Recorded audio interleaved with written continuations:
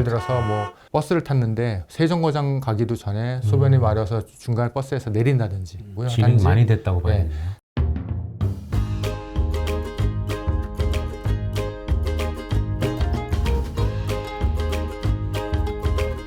오늘 벌써 2025년 벌써 2월이 시간이 좀 금방 가네요. 네. 2월달에 특히 올해는 좀 늦은 겨울에 눈도 많이 오고 네. 엄청 춥더라고요. 예. 그래서 추워서 더 그런지 병원에 환자가 끊임없이 계속 내원을 하는데 그 중에 환자 한 분이 나는 전립선 비대증이 나는데 소변이 너무 자주 마렵다. 전립선 비대증이 아니라 감이선 방광증이 아니냐 이렇게 질문을 하는데 전립선 비대증하고 감이선 방광증이 연관성이 좀 있나요, 원장님?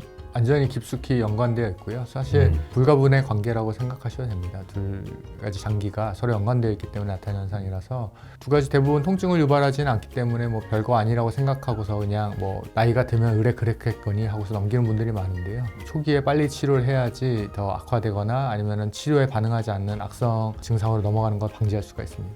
그러면 이게 전립선 비대증과 이제 감이선 방광증 이 두 질병이 장기가 다 다르잖아요. 예.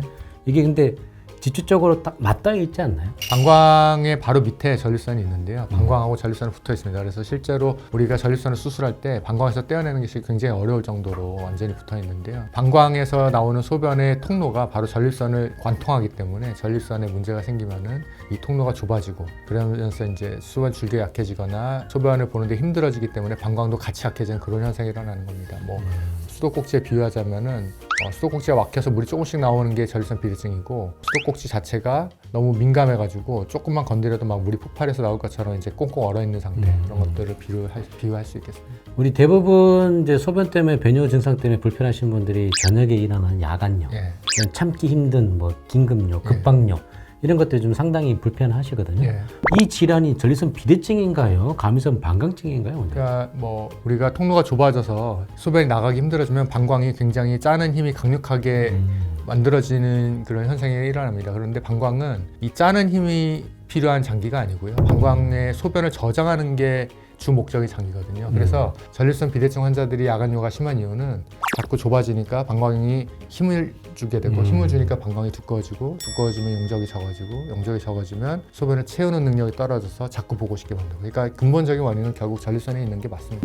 그러면은 두 개 다 치료 방법이 좀 다르겠네요. 전립선 비대증 같은 경우는 뭐 초기에는 당연히 약물 치료로 원활하게 치료할 수 있지만 결국에 나이가 들면서 점점 더 커지는 장기이기 때문에 나중에는 전립선을 작게 만드는 수술이 필요하거든요. 그래서 약물 치료와 수술 치료가 병행이 돼야 되고요. 방광 같은 경우는 방광을 깎아내는 수술을 할 수 없기 때문에 방광이 두꺼워지는 걸 미연에 방지하는 것밖에는 방법이 없습니다. 그래서 전립선을 초기에 관리를 하거나 이미 전립선 비대증이 진행을 해서 방광이 많이 망가진 상태라 그러면 약물 치료를 병행하는 수밖에 없습니다. 그러면 이 좁아진 게 원인이라면 이 좁아진 거를 전립선 비대증으로 해결을 하면 감이선 방광증도 자연스럽게 좀 좋아지나요? 뭐 초기라면 그럴 수도 있지만 만약에 이미 전립선 비대증이 상당히 진행이 돼서 방광이 많이 손상되어 있는 상태라면은 단순히 전립선을 해결한다고 해서 방광이 돌아오지는 않습니다. 그래서 전립선을 치료한 후에도 방광을 6개월, 1년, 뭐 길게는 2, 3년까지도 계속해서 관리를 해야 됩니다. 그러면 이 비대증인지 아니면 감이선 방광증인지 이 자가 진단을 할 수 있는 방법이 좀 있나요?